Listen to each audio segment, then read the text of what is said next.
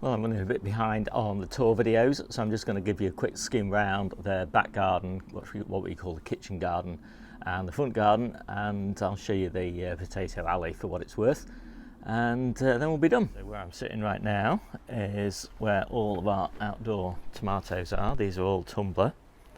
They're all coming on really quite nicely. I'm quite pleased with them. We're just starting to harvest these as the ones in containers in the polytunnel finish, so that's quite nice timing. And I've got quite a few successions here, that's why some of them are still all green and some of them are nice and red. And then around here we've got some more tumblers. I did actually quite a lot of tumblers this year. I was so pleased with them last year. It looks like I'm going to be pleased with them again this year. And then we've got our outdoor chili peppers, the very last of our early potatoes there, and for some reason it's still flowering. I am completely mystified as to what's going on there. I think I must have got my potatoes muddled up and maybe I put a main crop in there instead of an early one, but anyway, we'll find out probably this weekend when I harvest that.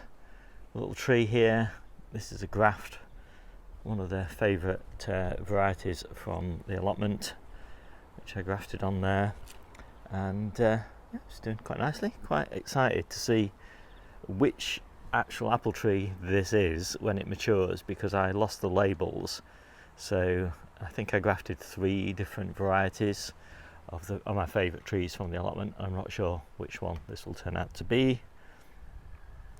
Just popped in some turnips there after salad onions, and that's my first sowing of turnips in spring. I don't do any over summer. And we've got lettuces, and then well, this was a full bed of dwarf green curly kale, and you can see there's not very many left. I'm not sure whether it's cutworms or whether it's slugs or snails, but something is definitely eating those little babies.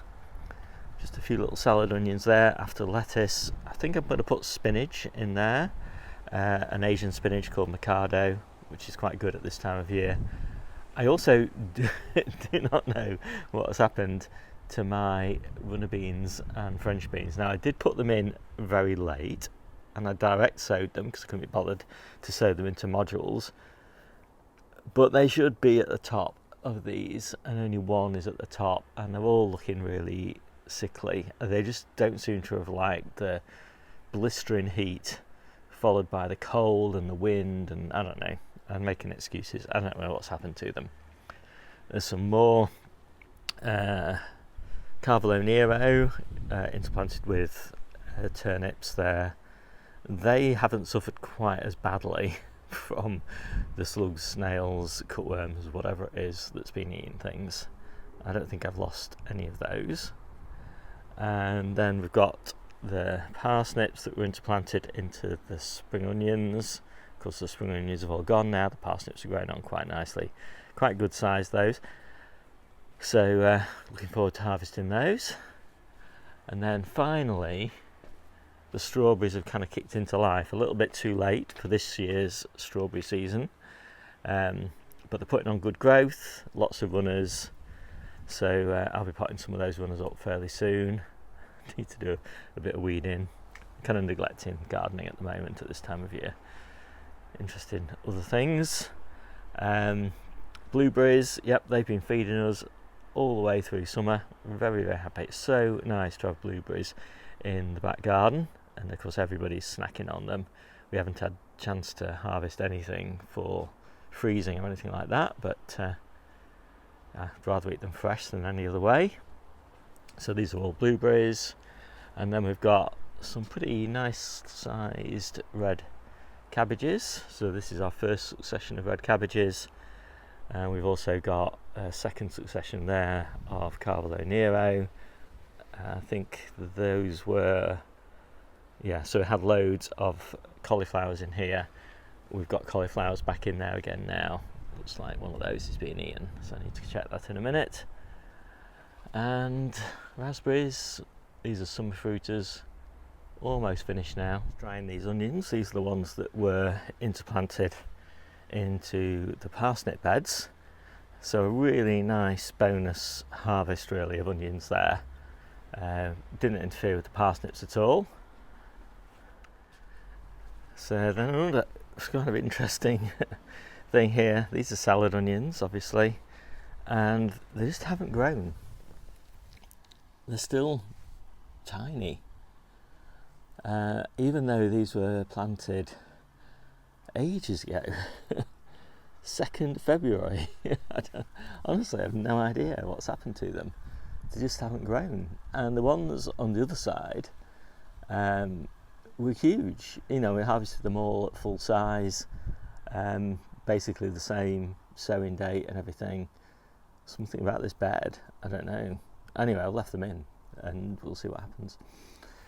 So another kind of disaster story here. So obviously that was charred, and we had a nice harvest off there, but then of course it went to seed in the summer heat, and then it got mildew on the leaves, so I've cut all the leaves off and they're just starting to regrow now, so hopefully we'll get a second crop from there. Grapevine's doing quite nicely, got a lot of grapes on there this year. Parsnips, that was one of the beds where the onions were. And then we've got salad onions here, which are growing. These salad onions are only a few weeks old after planting.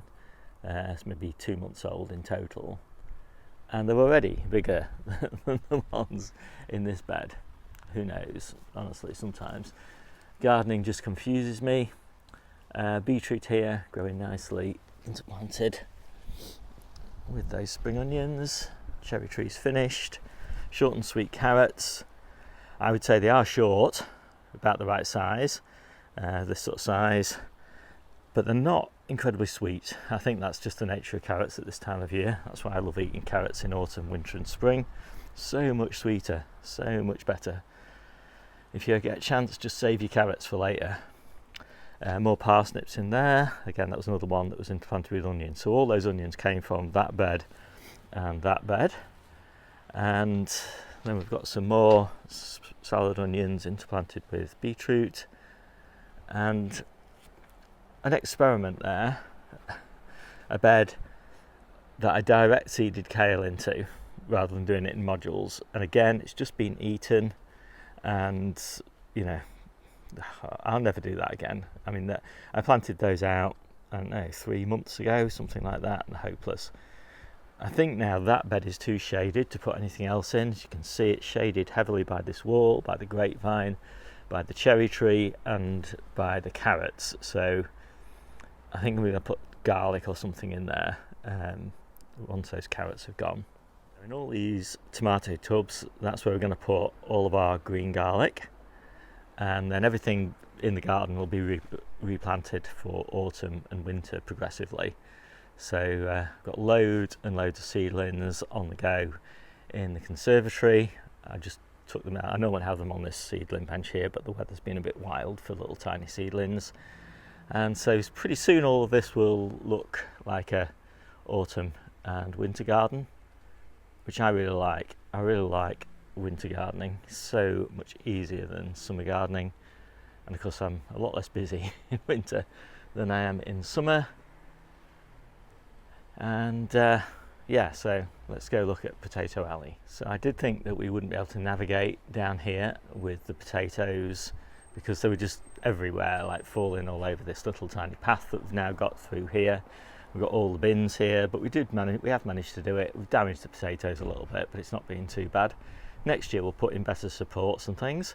Anyway, these are all the second earlies, and you can see most of these now are finished or finishing. Obviously we don't mind because we store the potatoes in the compost, so soon we'll just take the tops off once they're fully died back and just leave them. We harvest 1 tub of potatoes a week between now and when we start harvesting potatoes again next year, you know, in about end of April sort of time. So there's just enough to last us here. So again, all down here, these are all second earlies, and all down here, these are the main crops. So there's a lot more greenery on the main crops, which is what we'd expect to see. And basically the potatoes that get slightly less sun are the ones that are in the best condition. And so you can see that here with these, still a lot of green on these, whereas the ones that get more sun at the end here, all yellow. Front garden's looking quite lush. Let's get into the details. So, sawfly on the gooseberries. Celeriac is coming on quite nicely. It's got a long time yet. Celery, again, looking quite nice. We had green garlic in there, we've just taken that out, and it's got salad onions back in there again now. And a bit more celery, not looking quite so good. So loads of kale and chard, and more kale and chard. And then we've got storage beetroot interplanted with salad onions, lots of kales, and the New Zealand spinach. And this centre flower display, we've got a circle of red cabbages. So these are the succession that we'll be eating after the ones I showed you in the back garden. I do like spotting chard around. I find it gets less pests and just does better when it's kind of spaced out all over the place rather than in one big bed. And this is an apple tree that's been with me my whole life, and so I picked one of the apples and grew this one from a pip. So this was my favourite childhood apple tree 50 odd years ago when I first started eating it, and the older it gets, the more it kind of looks like my childhood tree. So this is what I kind of remember. When it was younger, it didn't look quite as nice, you know, it didn't have this sort of lovely reddy yellow sort of apple.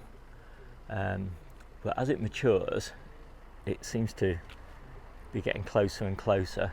It's kind of a weird phenomena, really. Anyway, it's a great cropper, although it does get quite a lot of grubs. But yeah, we don't mind cutting them up. I used to cut them up when I was a kid. I could still cut them up now. So, hope you liked this quick video. My name's Steve. This is the Seaside Kitchen Garden and Allotment channel, and I'll see you soon.